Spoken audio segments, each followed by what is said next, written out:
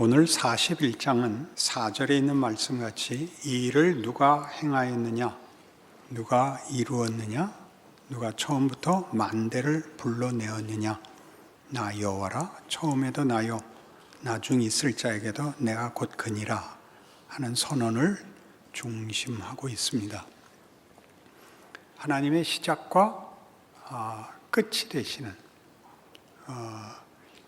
의지와 목적이 있고, 그리고 이루시고야마는 하나님 되시는 권위와 성실함을 선포하고 있습니다.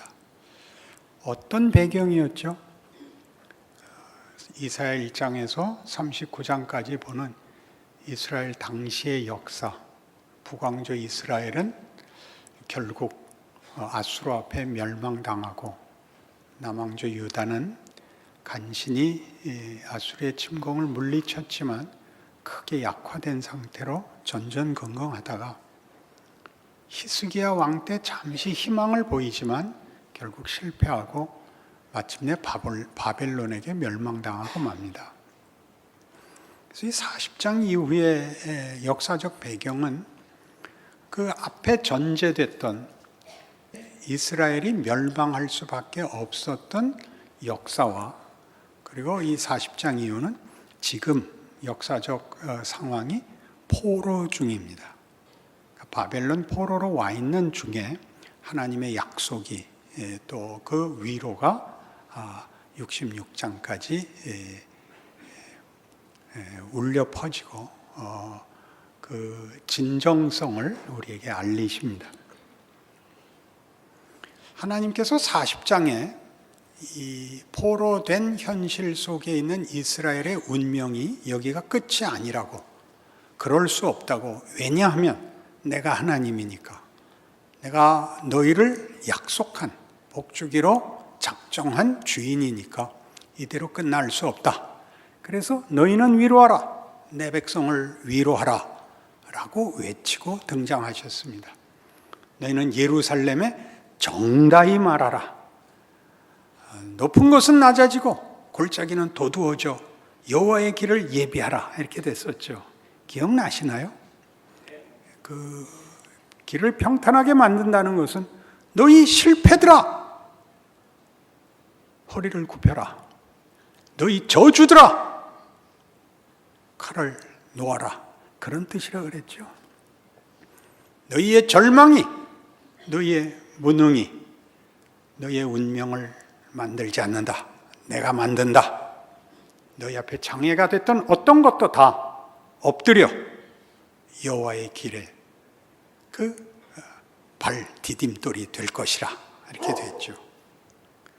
그러자 41장에 오면 성경이 당연히 설명하듯이 우리에게 의문이 생깁니다. 결국 하나님이 그렇게 돌연히 들어와 역사를 파탄내실 거라면, 그러면 고민하고 노력하는 것은 무슨 소용이 있단 말입니까?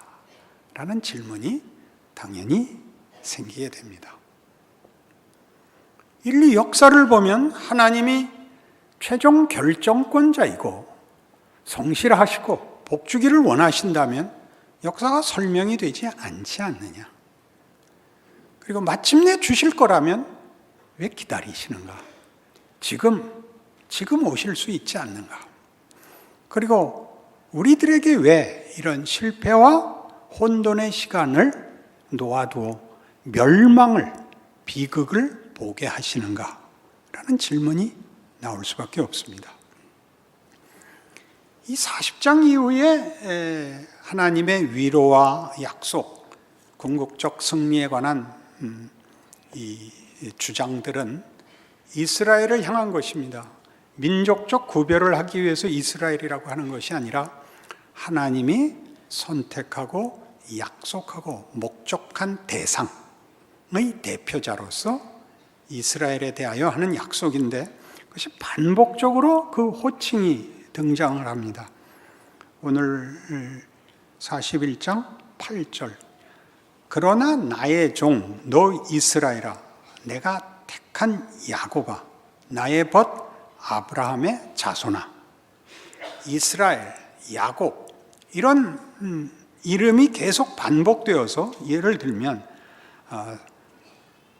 43장 1절 보시면 야곱아 너를 창조하신 여호와께서 지금 말씀하시느니라. 이스라엘아 너를 지으신 이가 말씀하시느니라.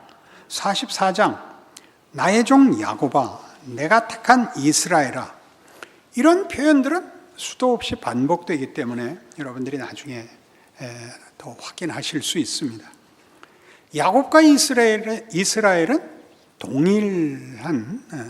동일인의 다른 두 이름입니다. 원래는 야곱이었고 약복나루 사건을 통하여 하나님이 이스라엘이라고 이름을 바꿔주셨고 그 이름은 그 민족, 국가의 이름이 됩니다. 이스라엘이라는 이름으로 불리는 것과 야곱으로 불리는 것은 매우 달라서 야곱으로 불리는 때에 그 호칭이 가지는 역사적 의미, 야곱이라는 사람의 생애에서의 그 형편과 표현하고 싶은 내용과 이스라엘로 불릴 때 표현되는 내용은 사뭇 다릅니다. 호세아 12장으로 가시죠. 1266페이지 호세아 12장 1절입니다. 에브라임은 바람을 먹으며 동풍을 따라가서 종일토록 거짓과 포악을 더하여 아수르와 계약을 맺고 기름을 애굽에 보내도다. 여호와께서 유다와 논쟁하시고 야곱을 그 행실대로 벌하시며 그의 행위대로 그에게 보응하시리라. 야곱은 모태에서 그의 형의 발 뒤꿈치를 잡았고 또 힘으로는 하나님과 겨루되 천사와 겨루어 이기고 울며 그에게 간구하였으며 하나님은 베델에서 그를 만나셨고 거기에서 우리에게 말씀하셨나니 여호와는 만군의 하나님이시라. 여호와는 그를 기억하게 하는 이름이니라. 그런즉 너의 하나님에게로 돌아와서 인애와 정의를 지키며 항상 너의 하나님을 바랄지니라. 이 호세아는 북왕조 이스라엘이 망하기 직전에 선지자로 활동하던 사람입니다. 에브라임이라는 표현은 북왕조 이스라엘의 대표 지파의 이름입니다. 남북왕조가 나뉠 때 북왕조는 10개의 지파, 남왕조는 2개의 지파로 나뉩니다. 북왕조 10개의 지파의 우두머리격이 에브라임 지파라서 북왕조를 부를 때는 에브라임이라는 이 호칭을 쓰곤 합니다. 그런데 더 많은 지파가 북왕조를 이루었기 때문에 이스라엘이라는 국호를 북왕조가 가져갑니다. 남왕조는 유다가 큰 지파고 베냐민은 작아서 유다라는 이름으로 불리게 돼서 우리는 오늘날까지도 이스라엘이라는 말과 유대인이라는 말을 혼용해서 같은 대상들을 지칭합니다. 여기서는 북왕조의 실패를 논하고 남왕조의 실패를 논하는데 거기서 야곱을 그 행실대로 벌하시며 그의 행위대로 그에게 보응하신다 그럽니다. 지금은 북왕조 이스라엘과 남왕조 유다를 꾸짖는 중인데 그것을 야곱이라는 이름으로, 왜냐하면 야곱이 이스라엘이라는 이름으로 바뀌고 이스라엘이라는 이름이 국호가 되어 이스라엘이 행한 일이 야곱이 행한 일과 같고 야곱에게 이스라엘이라는 이름을 주어 야곱에게 하신 승리가 이스라엘에게 유효하다는 얘기를 하려고 야곱과 이스라엘은 번갈아 등장을 합니다. 근데 여기 있는 대로 야곱은 누구냐? 그 행실대로 벌하시며 그의 행위대로 그에게 보응하시는데 태어날 때 형 발 뒤꿈치를 잡고 나온 사람입니다. 왜 그랬을까요? 그때는 장자 독식이거든요. 차남부터는 아무런 유산이 없습니다. 그래서 그는 팥죽으로 장자의 명분을 형에게서 빼앗고 또 어머니와 짜고 속이고 들어가서 눈먼 아버지에게 형이 받을 축복도 받아냅니다. 야곱입니다.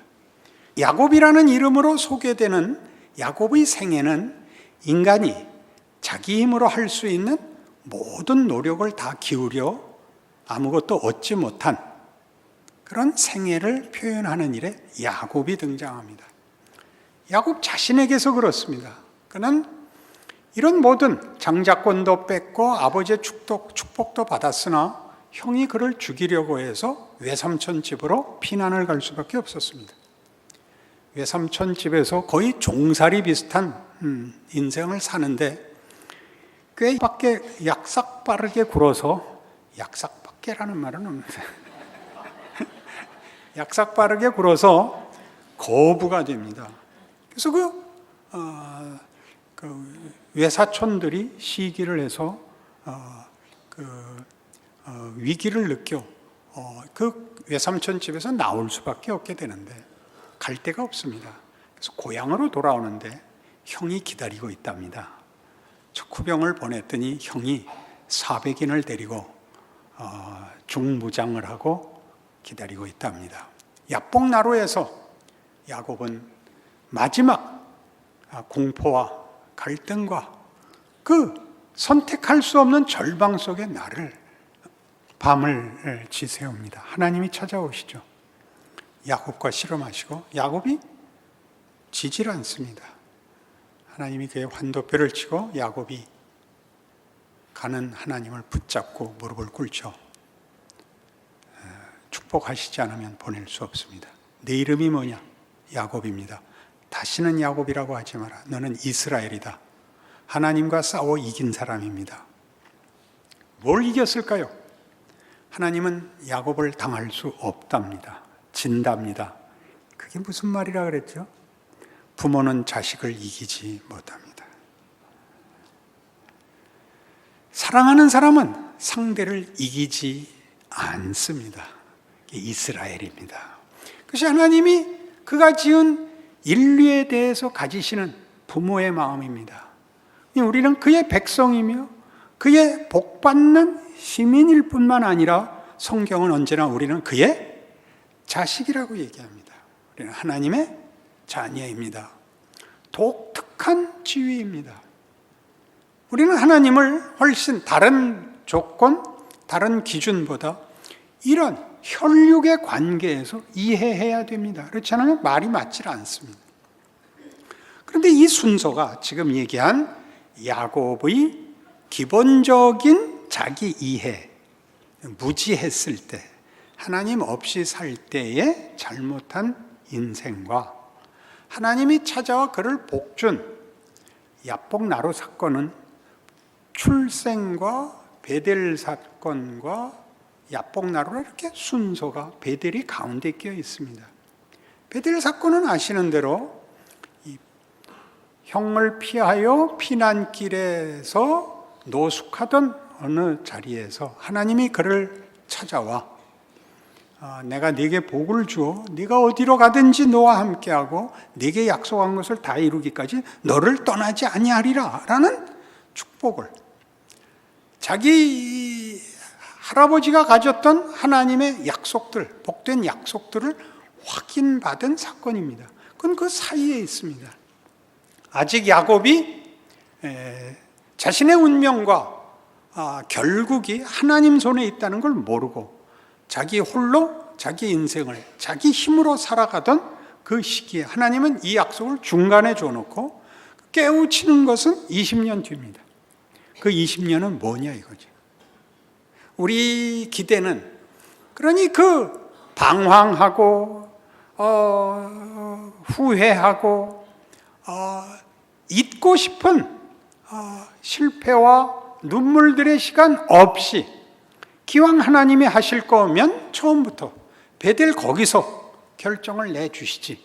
아니 태어날 때부터 제대로 그냥 맏아들로 태어나고, 아니 그러지도 말고 그냥 외아들로 태어나고 홀딱 다 먹고 그리고 착한 일 많이 하다가 잘 죽었다 이렇게 하시지 않는가. 중요한 이유가 있습니다. 이 시간상의 역순, 야곱에게서 보는 야곱의 결국은 야곱이 깨우치지 못하는, 그가 자기 결정과 자기 선택과 자기의 이해 가운데서 움직이는 속에 주어짐으로써 마지막에 얻어진 결론이 본인의 이해와 성숙과 득도의 자리가 아니라 하나님이 끌고 온 자리다라는 걸 보이기 위하여 순서가 이 하나님의 약속이 먼저 들어옵니다. 그것이 역사죠. 하나님이 시작이고 끝인데 이 끝은 시작에서부터 끝입니다. 하나님이 가지신 목적과 의지를 꺾을 수 있는 것이 아무것도 없고 하나님은 타협하지 않을 것입니다.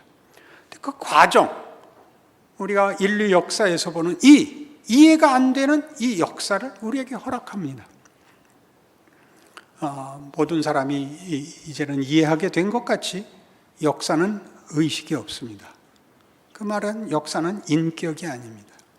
역사는 자기가 써내려가는 것이 아니라 일어난 일들의 나열에 불과합니다. 거기에 어떤 의미가 있느냐는 그 사건을 보는 인격이 이해해야 할 문제이지 역사가 그걸 해설하지 않습니다. 그런 역사, 말이 안 되는 역사를 인류가 여기까지 써내려왔는데 도대체 어디로 갈 것이냐? 어떻게 거기에 정당한 내용을 누가 담아낼 수 있는가 하는 것은 반복적으로 도전되는 것이며 반복적으로 실패하는 것이기도 합니다. 이 문제에 대한 성경의 설명을 이해하지 못하면 역사와 인생과 운명과 가치에 대하여 아무도 답을 알 수가 없습니다. 예수 그리스도의 십자가는 바로 이 일, 이 시간에 관한 하나님의 일하시는 순서와 거기에 담으시는 하나님의 신비를 이렇게 소개합니다. 우리 잘 아는 예수 그리스도의 구속 사건을 로마서 5장 8절에 의하면 우리가 아직 죄인 되었을 때 그리스도께서 우리를 위하여 죽으심으로 하나님께서 우리에 대한 사랑을 확증하셨다. 이렇게 선언됩니다. 대단히 놀라운 선언이고 대단히 간단하고 무서운 증언입니다. 우리가 몰랐을 때 하나님은 우리에게 구원을 이루십니다.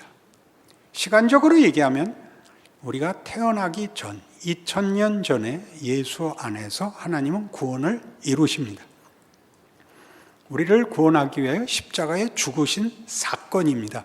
2000년 전에 일어났고 종료되었습니다. 우리는 그 후에 태어납니다. 근데 태어날 때 하나님이 이루신 구원의 결과로 의인으로 하나님의 자녀로 태어나지 않고 인류 역사의 시작, 창조에서 시작된 우리 인류의 조상 아담의 실패에서 태어납니다. 죄인으로 태어납니다. 아무리 믿음이 좋은 부모를 가지고 있어도 자식은 죄인으로 출발합니다. 이게 말이 됩니까? 말이 됩니다. 무슨 일을 행하기 전에 죽는 일이 아직도 일어나고 있습니다. 어린아이가 죽습니다. 다 죄인이라는 뜻입니다.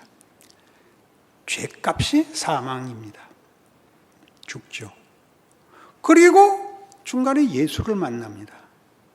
그래서 2000년 전에 일어났던 사건을 우리의 생애 속에서 확인하고 납득하고 고백하는 순서를 가지십니다. 불만이십니까? 여기를 전부 혼동하는 것입니다. 기독교 신앙의 그 과정을 보면 기이하게 예수를 믿게 되고 예수를 믿고 난 다음에도 완벽하게 변화하지 않습니다. 믿긴 했지만 그 전과 별로 달라진 게 없습니다. 나아진 게 있다면 죄책감 정도가 나아집니다. 주일날 등산을 가면 굴을 것 같고 낚시하러 가면 상어에게 잡아먹힐 것 같은 것만 달라졌지 아무것도 변한 건 없습니다. 그리고 그 고민이 가중됩니다. 왜 가중될까요? 여러분들이 계속 주일마다 와서 지난 한 주일 동안도 죄만 짓고 살았습니다라는 회개 기도가 가지는 진정한 의미가 뭘까요? 이걸 보기 때문입니다. 하나님은 우리에게 하나님 없이 사는 존재와 인생이 무엇인지를 우리에게 보이십니다. 왜요? 우리가 선택한 것이기 때문에. 그래서 우리는 태어나면서부터 야곱이라는 이름이 가졌듯이 형의 발 뒤꿈치를 잡고 태어납니다. 우리는 생존 경쟁이 뭔지를 압니다. 우리는 예수 믿는다는 말을 사회에 가서는 해서는 안 된다는 걸 압니다. 우리는 자식에게 누구나 너 그따위로 어떻게 세상을 살아가려고 그래? 라는 꾸중을 합니다. 아무리 믿음이 좋아도. 그런 건 다 믿음이 없는 탓일까요? 그럴 겁니다. 믿음이 없는 건 죄일까요? 아니요. 믿음이 좋아지는 필수적인 과정입니다. 예수 믿는 확인은 뜻밖의 긍정적인 것, 적극적인 것으로 확인되지 않고 소극적이고 부정적인 것으로 확인됩니다. 어떻게요? 세상이 약속하는, 세상이 가치 있다고 얘기하는 것들이 전부 거짓말이라는 것을 세상 속에서 배웁니다. 이기면 행복해지는 줄 알지만 이기면 두려움만 남습니다. 물리친 적이 곱게 물러나는 예가 세상에는 없습니다. 망하면 같이 죽자 그럽니다. 가지면 나은 줄 아는데 가지면 짐이 더 많을 뿐입니다. 우리에게 어떤 기회가 주어지면 그 기회를 선용하는 예는 없고 우리는 그 기회를 언제나 이기적으로 쓸 줄밖에 모릅니다. 그것은 도덕도 아니고 양심도 아니고 현실입니다. 이 로마서 7장에 나타난 표현대로 오호라 나는 곤고한 사람이로다. 이 사망의 몸에서 누가 나를 건져내랴는 양심의 가책도 도덕적 결벽증도 아닙니다. 현실입니다. 우리가 살면서 부러워하고 기대하고 소원한 모든 것들이 성공한 사람, 더 가진 사람이 멋있는 사람을 본 예가 없습니다. 그러지 못한 사람은 곱게 찌그러져 있는 법이 없습니다. 안 그렇습니까? 이 세상에서 제일 무서운 것이 무엇이냐? 사람이죠. 사람이죠. 살아보십시오. 괜히 겁을 주는 문제가 아니고 사실입니다. 움직일 수 없는, 타협할 수 없는, 변명할 수 없는 사실입니다. 우린 체념하여서만 평화가 이루어집니다. 체념해서만. 끝까지 밀어붙이면 너 죽고 나 죽자 할 것이니까 어떻게 3:7로 나눠 먹느냐? 5:5로 나눠 먹느냐? 내가 양보하느냐? 왜? 아무것도 없습니다. 현실입니다. 왜요? 예수님의 선언같이 내가 곧 길이고 진리고 생명입니다.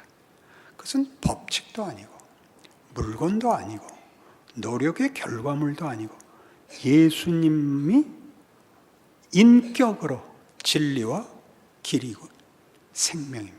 그건 인격적인 것입니다.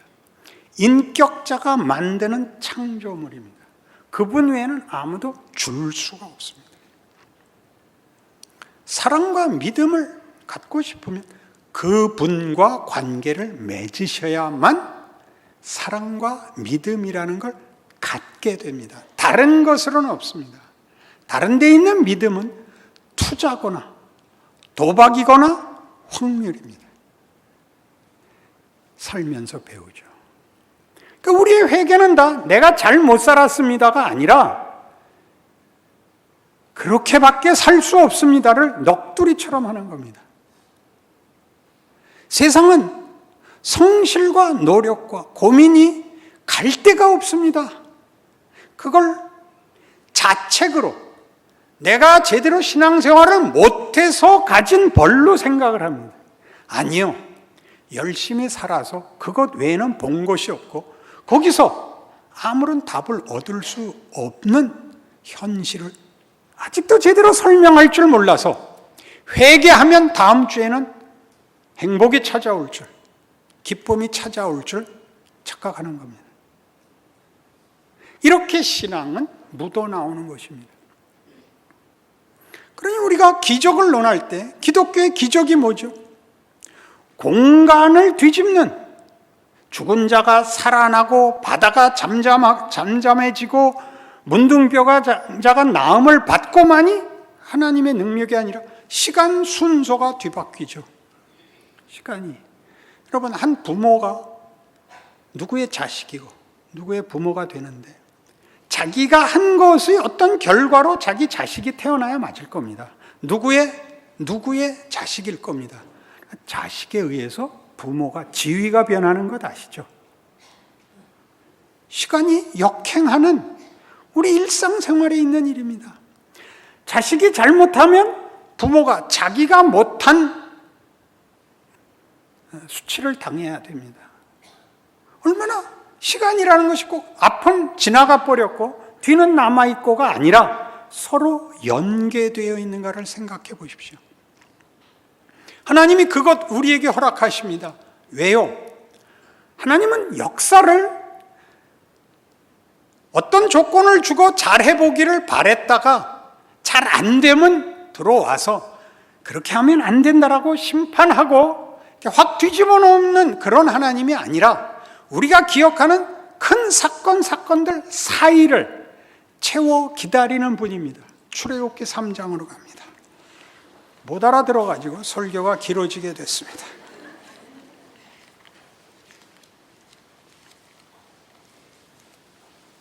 출애굽기 3장. 모세가 그의 장인 미디안 제사장 이드로의 양떼를 치더니 그 떼를 광야 서쪽으로 인도하여 하나님의 산 호렙에 이르매 여호와의 사자가 떨기나무 가운데로부터 나오는 불꽃 안에서 그에게 나타나시니라. 그가 보니 떨기나무에 불이 붙었으나 그 떨기나무가 사라지지 아니하는지라. 이에 모세가 이르되 내가 돌이켜 가서 이 큰 광경을 보리라. 떨기나무가 어째 타지 아니하는고 하니 그때 여호와께서 그가 보려고 돌이켜 오는 것을 보신지라. 하나님이 떨기나무 가운데서 그를 불러 이르시되 모세야 모세야 하시매 그가 이르되 내가 여기 있나이다. 하나님이 이르시되 이리로 가까이 오지 말라. 네가 선 곳은 거룩한 땅이니 네 발에서 신을 벗으라. 또 이르시되 나는 네 조상의 하나님이니 아브라함의 하나님, 이삭의 하나님, 야곱의 하나님이니라. 모세가 하나님 배웠기를 두려워하여 얼굴을 가리매 여호와께서 이르시되 내가 애굽에 있는 내 백성의 고통을 분명히 보고 그들이 그들의 감독자로 말미암아 부르심을 듣고 그 근심을 알고 내가 내려가서 그들을 애굽인의 손에서 건져내고 그들을 그 땅에서 인도하여 아름답고 광대한 땅, 젖과 꿀이 흐르는 땅, 곧 가나안 족속, 헷 족속, 아모리 족속, 브리스 족속, 히위 족속, 여부스 족속의 지방에 데려가려 하노라. 이제 가라. 이스라엘 자손의 부르짖음이 내게 달하고 애굽 사람이 그들을 괴롭히는 학대도 내가 보았으니 이제 내가 너를 바로에게 보내어 너에게 내 백성 이스라엘 자손을 애굽에서 인도하여 내게 하리라. 모세가 하나님께 이르되 내가 누구에게 바로에게 가며 이스라엘 자손을 애굽에서 인도하여 내리까? 하나님이 이르시되 내가 반드시 너와 함께 있으리라. 네가 그 백성을 애굽에서 인도하여 낸 후에 너희가 이 산에서 하나님을 섬기리니 이것이 내가 너를 보낸 증거니라. 모세가 자기 백성을 구하러 갈 때는 그 예전 아브라함에게 하신 약속에서 여러 해를 지납니다. 400년 이상의 세월이 지납니다. 요셉 때에 이스라엘 백성은 기근을 피해서 요셉이 총리로 있던 애굽에 가서 이주민으로 살게 됩니다. 거기서 이스라엘 백성이 크죠. 그래서 출애굽할 때쯤은 아마 한 300만의 인구를 가졌을 것으로 봅니다. 400년 동안을 애굽에 종살이를 합니다. 그동안 하나님 뭘 하셨을까요? 이제 와서 모세를 불러 내 백성을 인도하라 그럴까요? 키운 겁니다. 300만이 되도록 키우신 겁니다. 그때도 하나님이 함께 하십니다. 내가 왜 가야 됩니까? 내 뜻이다. 내가 반드시 너와 함께 하리라 하죠. 13절 이하를 보시면 모세가 하나님께 아뢰되 내가 이스라엘 자손에게 가서 이르기를 너희의 조상의 하나님이 나를 너희에게 보내셨다 하면 그들이 내게 묻기를 그의 이름이 무엇이냐 하리니 내가 무엇이라고 그들에게 말하리까? 하나님이 모세에게 이르시되 나는 스스로 있는 자니라. 또 이르시되 너는 이스라엘 자손에게 같이 이르기를 스스로 있는 자가 나를 너희에게 보내셨다라. 스스로 있는 자가 뭐죠? 마음대로 하는 분입니다. 그는 선하심을 위하여 마음대로 하십니다. 법칙과 성과물을 넘어서는 일을 하실 수 있습니다. 은혜와 긍휼의 하나님이십니다. 이것이 역사 속에 담기는 것입니다. 우리가 기억하는 어떤 깨우침, 어떤 성취, 그 사이에 있는 막막했고 의심스럽고 돌아보기 싫은 자리들을 하나님이 허락하십니다. 우리의 노력과 우리의 선택을 요구하시고 허락하십니다. 우리의 잘잘못으로 끝나는 것이 아니라 잘잘못이 일을 한다고 합니다. 대표적인 예를 보십시다. 사람은 몸이 먼저 큽니까? 정신이 먼저 큽니까? 이렇게 쉬운 답을 전부 눈치를 봅니다. 배운 게 뭐냐면 함정은 어디에 있을까? 몸이 먼저 크죠. 아무리 빨라도 사춘기가 와야 정신이 생깁니다. 나는 뭔가? 우리 부모는 왜 그런가? 이때부터 시작입니다. 그러려면 본체가 있어야 되는 겁니다. 본체가. 생각 없을 때 먹여서 키워놓습니다. 그때 우리 철없을 때 청바지 입고 설악산 가서 밤새 놀다가 굴러내려왔던 그 모든 나날을 하나님이 기르십니다. 하나님이 기르십니다. 그 기타 하나 들고 앞에 한 시간은 노래 부르고 뒤에 한 시간은 휘둘러 싸웠던 백운대를 하나님이 기르십니다. 기르십니다. 채우십니다. 그래서 나중에 할 말이 있습니다. 말로들은, 단어로들은, 추상명사로 들은 얘기가 아니고 내가 살고 내가 부딪히고 내가 경험한 사건들이 다 말을 한다는 걸 알게 됩니다. 하나님은 하나님의 일을 위하여 우리 앉혀놓고 설명을 하거나 구경을 시키거나 훈계를 하시는 것이 아니라 나 자신을 그의 뜻과 목적에 맞게 채우십니다. 나에게서 항복을 받으십니다. 나에게 채워 작품을 만드십니다. 모세는 나중에 깨닫습니다. 시편 90편의 증언같이 그가 자신의 80년간의 죽어나간 40년간은 멋모르고 바로의 왕자로 살고 얼마나 수치스러운 일입니까? 나중에 자기 정체성을 확인하고 보니까 그 다음 40년은 광야에 쫓겨 이름 없이 세월 다 보내고 마지막 40년에 부름을 받아 하나님 이 나이에 뭘 하자는 겁니까? 괜찮다의 부름을 받죠. 그의 생애는 위대해지죠. 위대해지죠. 그가 그 80년을 할 말 없는 인생으로 산 것 때문에 위대해지죠. 처음부터 그가 위대했으면 개뿔도 위대할 거 없습니다. 우리 아무것도 아닌 우리가 사는 아무것도 아닌 인생, 가장 사소하고 가장 후회스러운 것들 속에 하나님이 일하고 계십니다. 역사입니다. 인생입니다. 우리의 존재입니다. 겁을 내지 마십시오. 그땐 그러는 겁니다. 그때 너 머리 박박 깎고 나타나지. 야, 그때는 성질이 좀 났어. 그게 자랑이죠. 그때 난 공부해서 그건 쪼답니다. 놀 때 못 논 사람하고는 대화가 되지 않습니다. 미친 짓을 안 해본 사람하고는 정서적 감흥을 할 수가 없습니다. 책을 읽어대면 안 됩니다. 인격과 인간성이 진정한 영광과 성숙으로 올라오는 하나님의 일하심을 마음껏 채우시고 담아내셔야 하는 것입니다. 여러분 인생을 살 힘이 생기십니까? 그래야 됩니다. 기도하십시다. 하나님 아버지 은혜를 감사합니다. 우리의 모든 조건 속에 하나님이 함께 하시고 역사와 인생의 주인이 되심을 고백하고 감사드리며 그래서 우리의 인생을 책임 있게 살기로 합니다. 힘껏 하나님과 동행하는 줄 아는 믿음으로 살겠습니다. 지금은 우리 주 예수 그리스도의 은혜와 하나님 아버지의 극진하신 사랑과 성령님의 교통하심이 하나님의 자녀라는 이름으로 사는 인생을 믿음으로 살기로 약속하고 돌아가는 심령들 위해 영원토록 함께 있을지어다. 아멘.